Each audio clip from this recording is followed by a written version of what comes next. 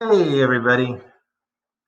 It's me, Dr. Cotton, and welcome to week 10. We're almost finished. This week, we are examining the Persian Wars, and we're also going to touch on Athens and Sparta. Sparta! Uh, because next week, we will look at probably the most important part of the ancient Greece unit, and that is looking at the similarities and differences of ancient Greece's two most powerful city states, Athens and Sparta. So, I'm going to go over a PowerPoint with you today. That PowerPoint I've included in your assignment. It's just down here. You can, right here, the Persian Wars PowerPoint, you can download that and look at it if you want. All your assignments this week are on this Google Slides doc. Okay, so the Google Slides doc, first thing you're going to do is you're going to do some reading questions out of your textbook. Okay, and you're going to look at Athens and Sparta. Okay, so you'll look at Sparta on page 238 and 239, and then you'll look at Athens on pages 240 and 241. It's really important that you have that background as we go into the Persian War and as we go into our lessons, our assignments for next week. Okay?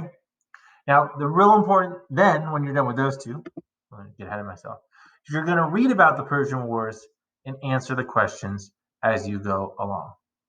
Okay? Good. Now, if you have access and you can watch with parent approval the movie 300, okay, that's the Persian Wars. And that's what we're talking about here. So the movie 300 is based on, okay, this history, part of this story that I'm going to tell today. So great supplemental learning activity for you to watch 300 and read about the Spartans. All right. So again, 3 assignments this week, all on this Google Slides doc. Let's go over the presentation, shall we? First thing I'm going to do is I'm going to shrink myself a little bit so that you can see more of the slide. So hopefully this won't freeze. Let's begin the slideshow. And let's do so from the beginning. Now, the thing you need to understand about the Persian Wars is that this is a true underdog story. Okay? We know about, if you're a big sports fan, you know that there are, before a game starts, right? You have the favorite who you think is going to win, and you have the underdog, and nobody's really giving them a chance to win. Okay, and here this is a real true underdog story because the ancient Greeks were the underdogs, and the Persians were the favorite. The Persian military was mighty, but I'm going to explain why the Greeks were able to be victorious. Okay, so let's move on. So, where is Persia? Well, Persia now is kind of more or less in what is now the middle of your screen, where I'm circling here. It isn't basically, Persia is the country of Iran. But back then, the Persian Empire, it really encompassed all that we see here in red. Okay, from all the way, including Egypt, all the way to India, okay, parts of Turkey, Armenia, all right, and part of what is now Greece. So it had a massive empire. And over time it shrunk, okay, and really now what we consider to be Persia is the country of Iran. All right. So why did this war take place? Okay. Greeks had been settling, okay, on the west coast of Persia, okay, moving east towards the west coast of Asia Minor. All right, and the Greeks, people are moving all the time, and so the Persians didn't like that the Greeks were kind of invading on their territory. Okay, and so the Greeks fought back. So We're going to learn about Athens and Sparta, which are the Greek side. And these two were very different city states. Okay? But they knew really that the only way that they were going to defeat the Persians is if they came together. Even though they didn't really like each other that much or have that much in common, they had to come together to defeat the Persians. Okay? You'll notice the Battle of Marathon here. You know that word marathon. It's a running competition, 26.2 miles. And that comes from this Battle of Marathon. Okay? Basically, this guy in the picture running about 26 miles to let people know of the war. It was a really serious mismatch. The Persians had 100,000 troops. The Athenians had 20,000. Were well trained, the Athenian troops. And this is a big reason why they were victorious. Okay? They were well trained, they were well organized, okay? And they basically had a really, really good strategy. And really, having a good plan and being organized, all right, can compensate, can make up for having a lack of manpower. So this is important, really, I think, in everyone's lives, is to, you know, you don't have to be the smartest, you don't have to be the biggest, you don't have to be the fastest. Okay. If you're well organized, if you've prepared for something, then you're going to do just fine. Okay. And just because perhaps you're not smarter than somebody else, if that smart person didn't study for the test, but you studied and you prepared and you organized and you really put forth the effort, there's a good chance that you're going to do well and you're going to do better than that smart person who's lazy or who is not organized. So I really want you to think about that, just not for the Persian Wars here, for your just day-to-day life too. Okay, good. So the Athenian army almost drove the Persians back to sea. You can see here that 6,400 Persians died, but only 192 Athenians.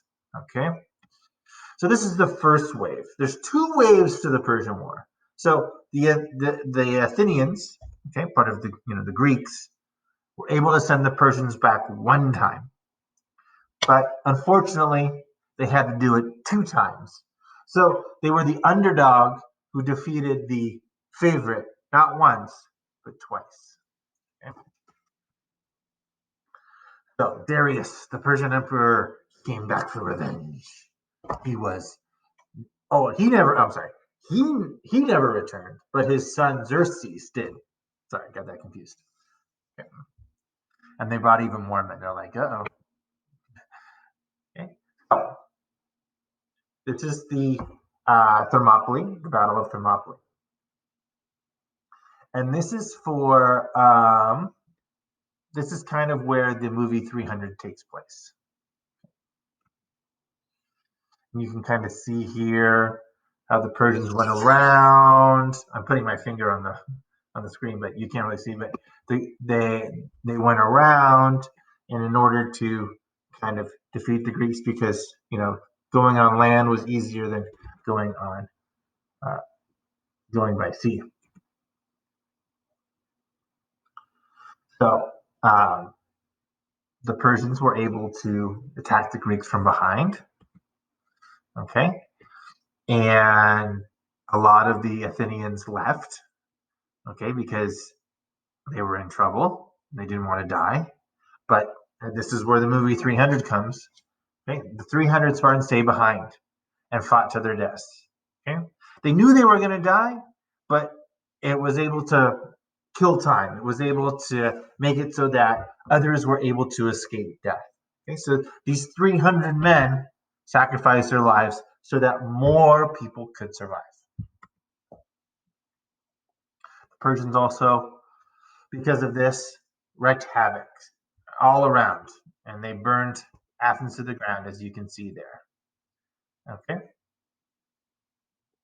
And then the second part is basically because the Persians were dominating the Greeks on land, that the Greeks had to flee by boat.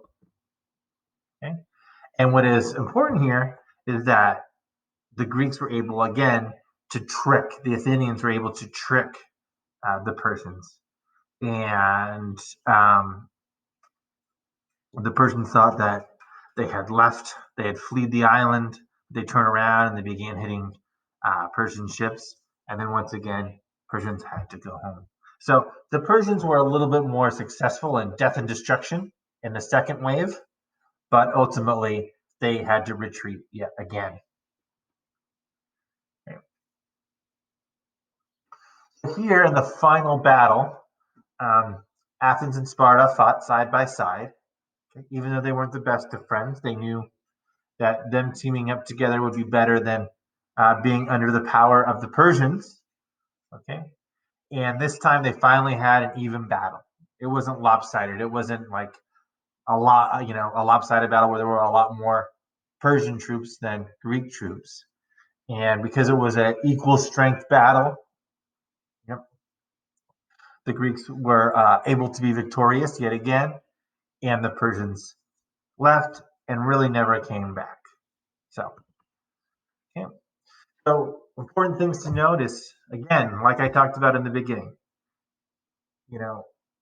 they had better soldiers, the element of surprise, good strategy, good organization. They were prepared, but also that bravery, of, we talked about the 300 Spartans there.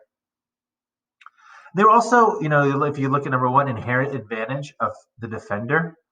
Well, the Greeks were defending their land. And when you're defending in war, if you're defending your land against the opposition, the offensive side, you're going to be more victorious because you know your land, you know the layout of your land, you know where things are. If it weren't for that Greek traitor, right, in the Battle of Thermopylae, then perhaps the Persians never get through. So, knowing your own landscape, your own land, your own terrain is also very, very helpful. Home field advantage, as we say, right? Good. So that is the Persian Wars. And I know that's a lot, but the few things I want to take away here is that Athens and Sparta came together. Even though they're very different, they came together.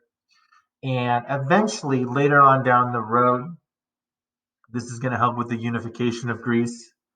But I want you to see how they each brought different aspects, different characteristics to the Persian Wars, and how they were able to come together as the underdog and win. Okay, so that's about it. Again, you have this PowerPoint if you want to look at it again. All of your assignments are going to be on the Google Slides. So you just do the reading questions you can do on the Google Slides as well. I hope everyone is doing well. We're almost finished. And that's it. Let me know if you have any questions, and I'll see you soon.